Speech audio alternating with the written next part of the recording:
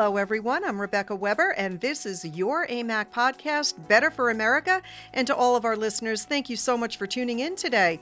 Joining us today is a New York Times bestselling author and entrepreneur, Vivek Ramaswamy. In 2022, he launched Strive Asset Management, a new firm focused on restoring the voices of everyday citizens in the American economy by leading companies to focus on excellence over politics. Vivek Ramaswamy, thank you so much for joining me today. My pleasure to be on. How are you? Really well, thank you. You are really a true pioneer, both in business and politics, and so much of what you have done really pulls the curtain back on how corporate America works and how leftist politics really has found its way into the boardroom. So help us, if you could, understand what you see in this arena. What is happening behind the curtain? Specifically, how are asset managers influencing public perceptions and integrating politics into what they do? It's a great and important question, and not enough people have paid enough attention to it. So what's happened today is that the three largest asset managers, Blackrock, Statestreet, and Vanguard, have aggregated the money of everyday citizens, probably including listeners of this program. But they're using that not just to invest to maximize financial objectives, they're also using it to advance environmental and social objectives too, including environmental and social objectives that many Americans disagree with, many of the very Americans whose money they're using to advance those objectives anyway. And so the way it works is they would have large stakes in companies like Apple or Chevron. And I'm using those two examples specifically because in 2022 at Apple, though the Apple board did not want to adopt a racial equity audit, BlackRock and Statestreet voted for one anyway. And guess what? With majority shareholder support, lo and behold, Apple is now conducting its racial equity audit, even though most Americans disagree with the use of race-based quota systems or even racial equity-based hiring systems and compensation systems at their companies. Same thing at Chevron in 2021. Chevron adopted a Scope 3 emissions reduction proposal that got majority shareholder support that Chevron's board previously didn't want to support because BlackRock, Statestreet, and Vanguard used the money of everyday Americans, and that's the key part, who never gave permission to these companies to use their money in this way, but they did it anyway. And so I think that's the largest scale fiduciary breach, financial breach of trust in the 21st century. But I decided that it's not enough to just shine a spotlight on this. I hope that does some good, but it's also important to solve this through competition, which is also why I founded Strive. And that's where I'm spending at least my day job these days. Many of these woke companies appear to be pushing an agenda that in the end creates government dependence and overreach and policies that disincentivize hard workers or hard work, innovation, and entrepreneurship is wrong. How widespread is this phenomenon? And finally, how can we fight this?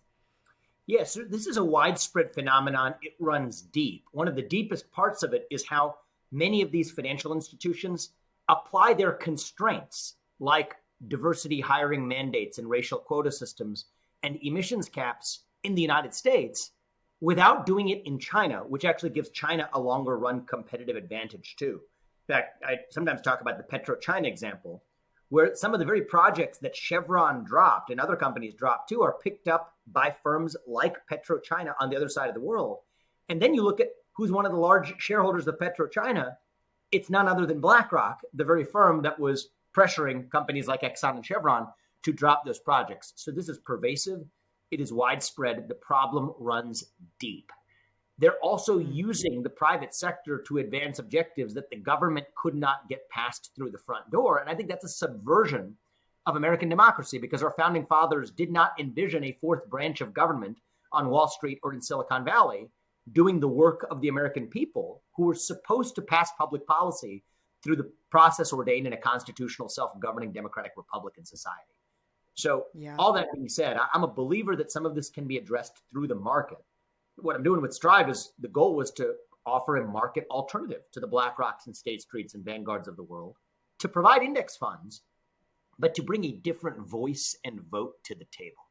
Not saying that, oh, we're not going to invest in certain companies or invest in others, but instead index funds, which the general approach of the index funds is to just own various sectors or even the broad market, but to bring a different voice and vote to the boardroom and to the table as a shareholder one that mandates these companies to focus on excellence over politics, on their products and services for profit over social agendas without apologizing for it. And I personally think that's the essence of the American national identity itself, to pursue excellence unapologetically. That's part of what it means to be American. And that's a big part of what I think we can address both through the market and hopefully through a revival of national identity in our politics as well. I think both of those can actually be, not one or the other of those is a silver bullet, but I think both of those can help make a difference. Yeah, all of that is definitely good for America, better for America. Thank you, Vivek. I do want to ask you about a recent set of events. Now, we have all watched with a combination of horror and expectation as Twitter, under Elon Musk's new ownership, reveals how deeply connected Twitter, big government, and the Democrat Party really were before he came along. What is your reaction to the many revelations coming out of those releases, the Twitter files, and then since light is what we call the ultimate disinfectant, how do we get greater light on what is happening elsewhere in the social media and media world?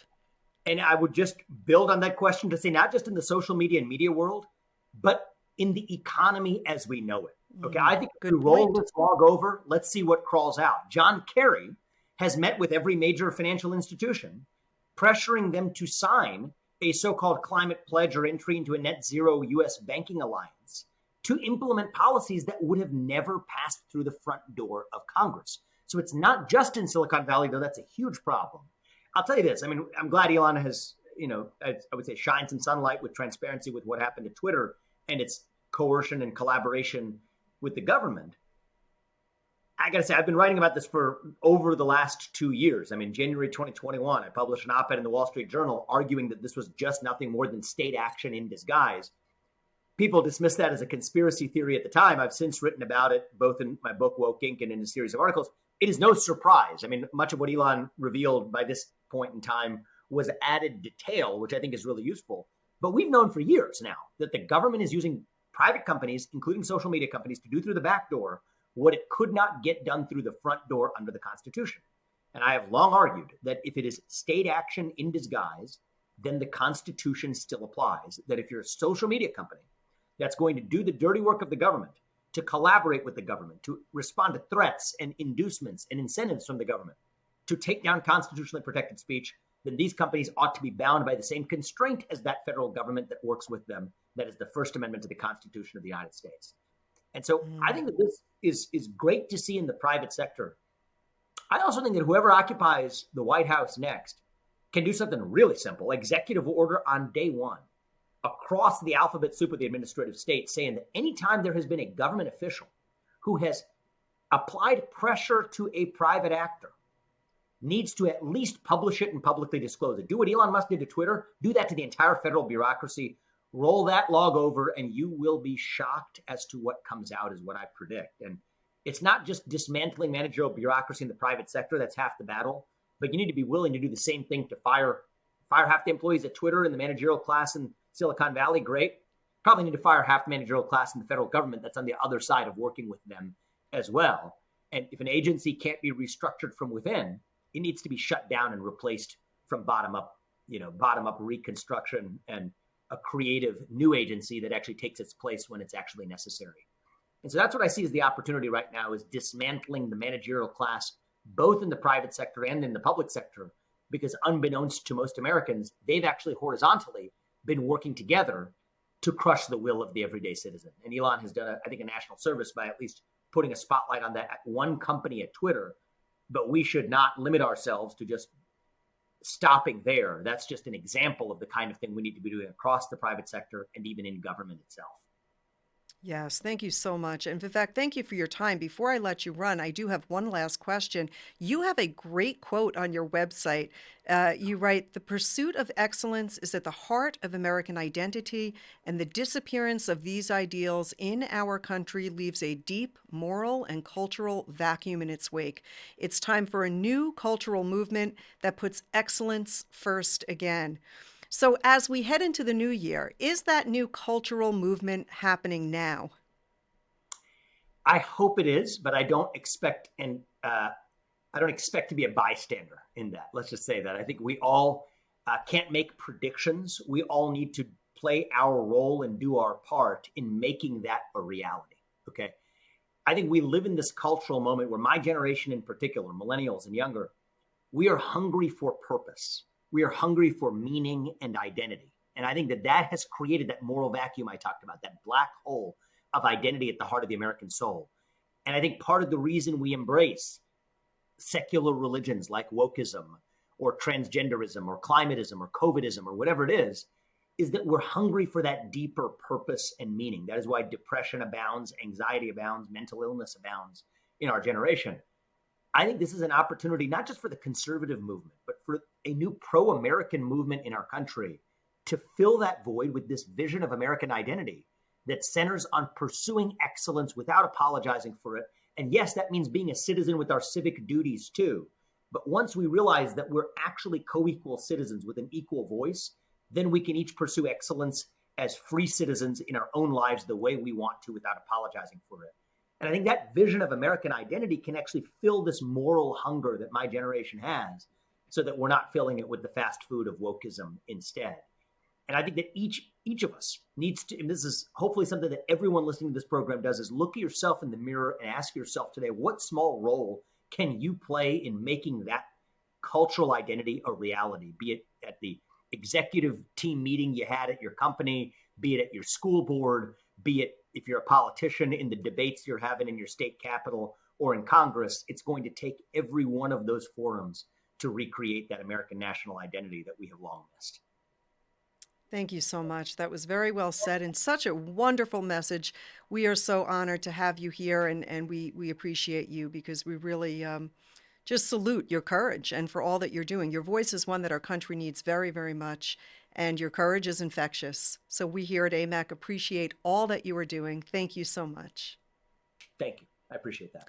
Thank you. And I want to thank all of our members. Thanks for tuning in. If you've enjoyed this episode, you can listen to more just like it. Head to our YouTube channel or visit us at bfapodcast.us. And you can listen to us on iTunes, Spotify, or by downloading our AMAC News app. And don't forget to follow us on social media as well. Until next time, I'm Rebecca Weber. This is your podcast, Better for America. Thank you for being here. God bless you. Have a wonderful evening.